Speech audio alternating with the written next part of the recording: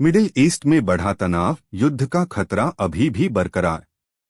Middle east में हालात लगातार तनावपूर्ण बने हुए हैं, जिससे क्षेत्र में युद्ध का खतरा अभी भी टला नहीं है। कई देशों के बीच बढ़ते टकराव और सैन्य गतिविधियों ने ग्लोबल सिक्योरिटी को लेकर चिंता बढ़ा दी है।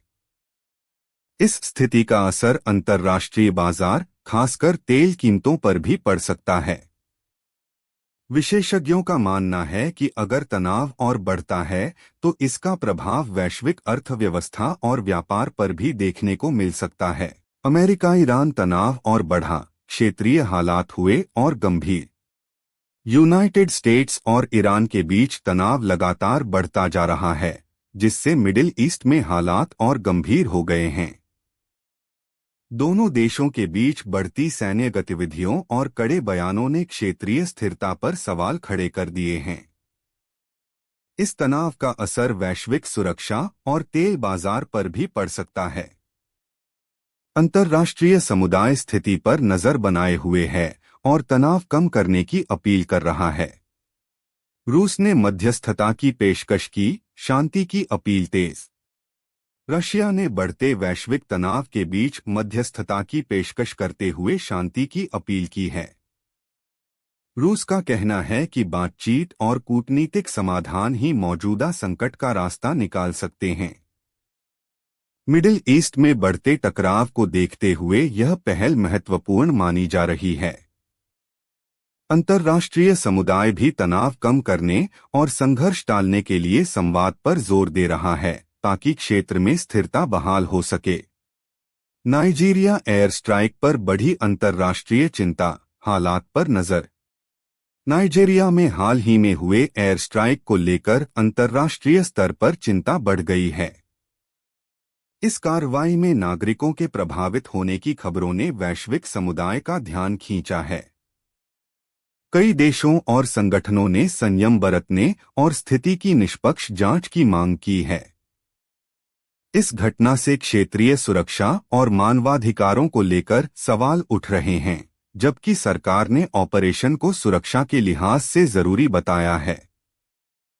दिल्ली देहरादून एक्सप्रेसवे का उद्घाटन 14 अप्रैल को, सफर होगा सिर्फ 2.5 घंटे में।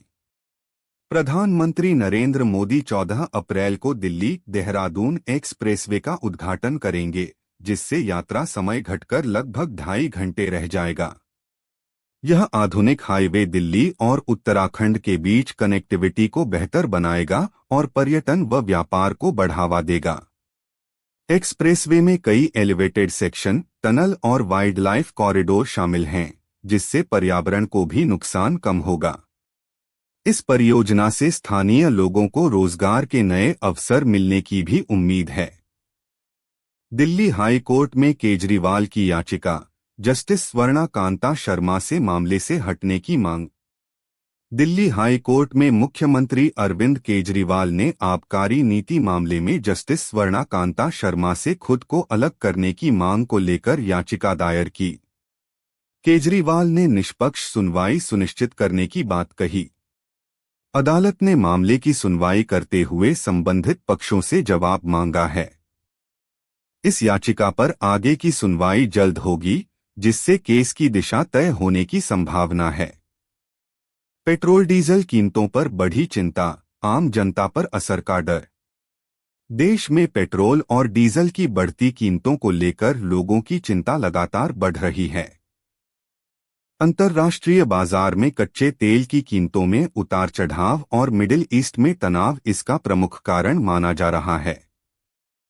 ईंधन महंगा होने से परिवहन लागत बढ़ सकती है, जिसका असर रोजमर्रा की चीजों की कीमतों पर भी पड़ेगा।